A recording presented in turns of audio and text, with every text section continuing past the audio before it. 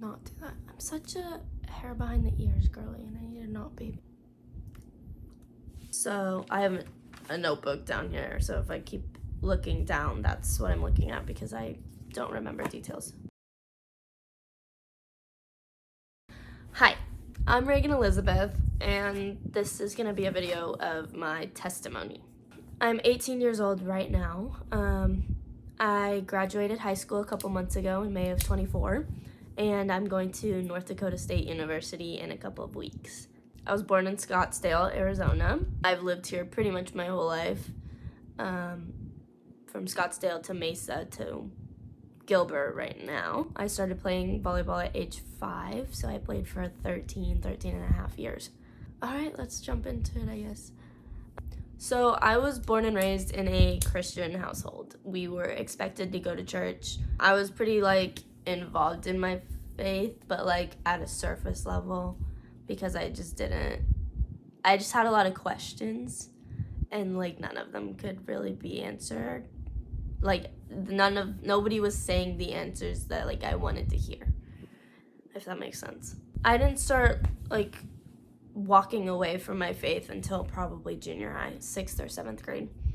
And then I had a situation happen in 8th grade with a friend. 8th grade was the COVID year. So March of 2020 was the second semester of my 8th grade year. So it was the middle of volleyball club season at that time, and me and one of my teammates got very close very fast. So she was not a very good influence. She was great as a friend, just not great as a person, or with peer pressure. I don't know, just not the influence I really wanted to be around. But I thought if I hung around her for long enough or tried hard enough, I would change the parts of her that I didn't really agree with. I'll say she was a partier. She vaped a bunch, she drank, she was depressed, she put her worth in boys a lot. This girl would constantly use me and my parents as rides to get to and from places. So she would invite me to go somewhere with her just so that she'd have a ride because my parents would have to take me. Eventually, I got tired of her using me and my family. I told her when we first became friends, there would be no drinking or no vaping at my house. We snuck out of my house, but I told her we were not gonna drink and we were not gonna vape inside of my parents' home. She pushed that boundary, and that's when I was fed up with it. She vaped in my bedroom right in front of me, and then my mom walked in and didn't see smoke or anything, but she smelled something, and that was the first time in a while that I lied to my mother about something, and I said, oh, we just blew out a candle or something. I don't even remember the excuse that I gave. Yeah, I was tired of her using me and my parents and just my family and some of my other close friends. So I talked to my parents about this, and they told me to go to her parents about everything and just say that I was genuinely worried for her, which I was, and just everything that she was doing, so that they would know the best way to help her. So I got on a phone call. My parents were right next to me, or at least my mom was. I don't remember if my dad was there, but I called her parents, and they didn't believe a word I said, and they were like, why would you ever even lie about something like this? That hurt a lot. After that, I got pretty majorly depressed. And after a couple months, I think it was February or March of my freshman year, one of my friends invited me to go to a church with him for a high school service. So it was Sunday nights, so I didn't have to commit to anything with my family or anything. I could just do this on my own. So I went and kind of loved it, but didn't feel I still had a lot of questions that people just seemed to not be able to answer. And so I just kind of went for a couple weeks and then kind of walked away from it again. But with my depression, I think end of freshman year and the summer before sophomore, I started self-harming. So I have scars on my shoulder. I was just putting my worth in like everything that you're not supposed to. So like I put my worth in boys, and my appearance on social media and everything, on how I was playing in volleyball. I would base my worth off that. And it was to the point where I was like, okay, for every bad pass I have, like, that's gonna be a mark on my body. Then kind of jumping away from church led me to primarily focus on volleyball.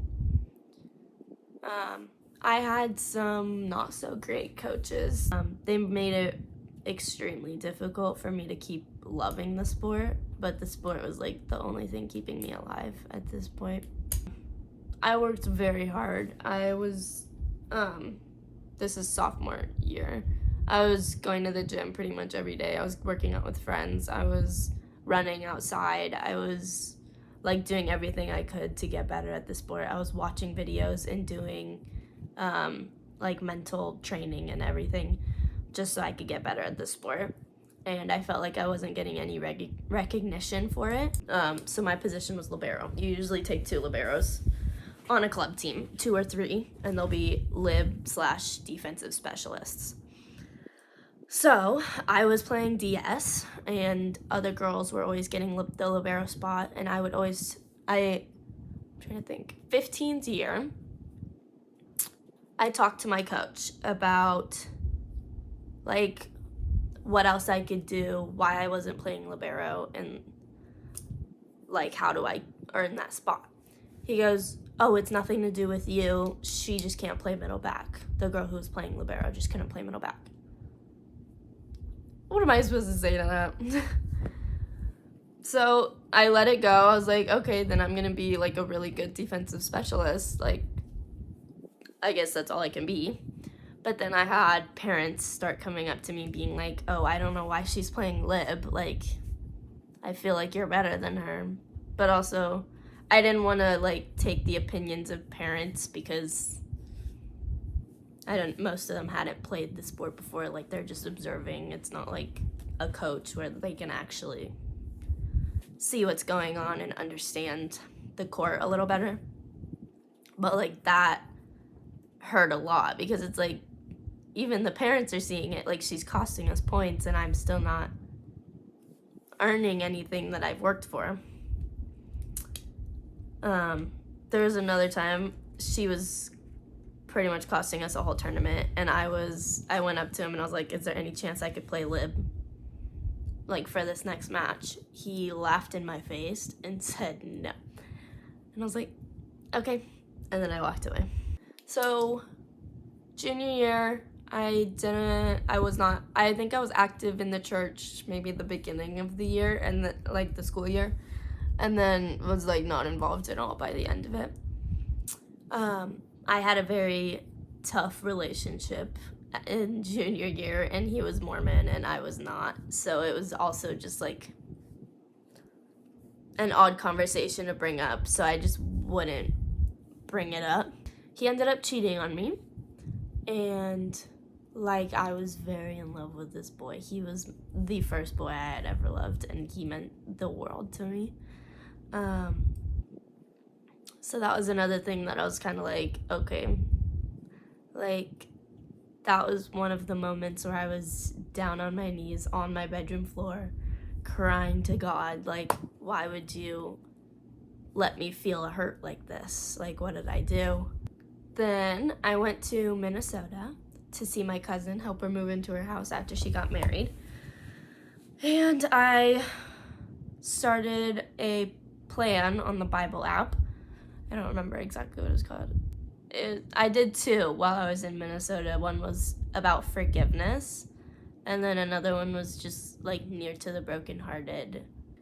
So yeah, that was like the first thing I did to reach out to God again and be like, because I was holding on to this pain, and I was not ready to forgive this boy for what he had done to me, and just everything was very dark. But I got back home, and one of my friends invited me to go to church with her at like the this was the summer before senior year, at the same church that my other friend had asked me to go with him freshman year too. So we went to church.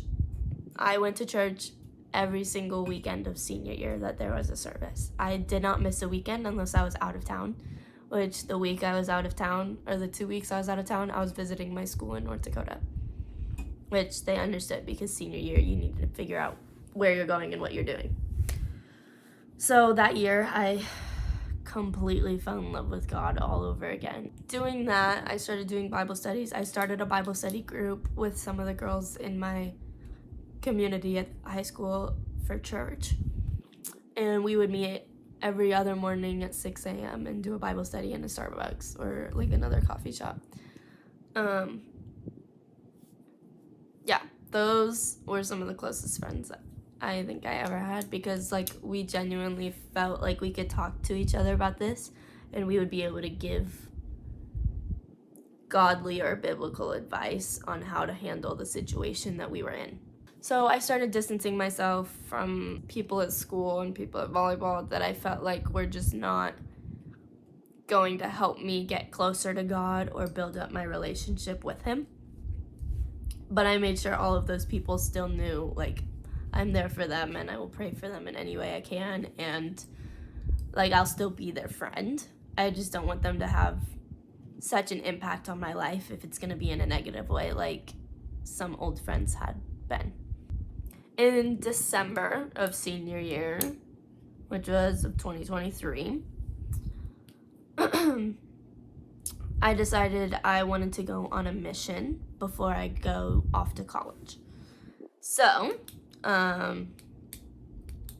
July 1st through the 12th of 2024, my mom and I and 13 other people from my church, we all went to Zambia, Africa, and served a mission. It was just amazing to see how God could move and bring a whole separate community of people like we had never met or seen at church, and just they felt like family by the end of the trip. It was just amazing to have that experience, as well as see just what another country is like in general. With that mission trip, I feel like I came home with like a whole new view of everything. Like, we genuinely have so many first world problems here. Like, it's sad to see, but also like I understand because I am part of the problem, but also like I don't know how to explain it, but it's still a struggle to adjust to the way I want to be living because of, I feel like, the way I was raised. I was not like a spoiled brat, but I was fortunate, very fortunate. My parents could afford pretty much everything that I needed and wanted. I guess that's my testimony, is just I have good friends that invite me to church and happen to just choose the best times for it to happen. I think that that's all I have for my testimony, so far anyway. Thanks for watching.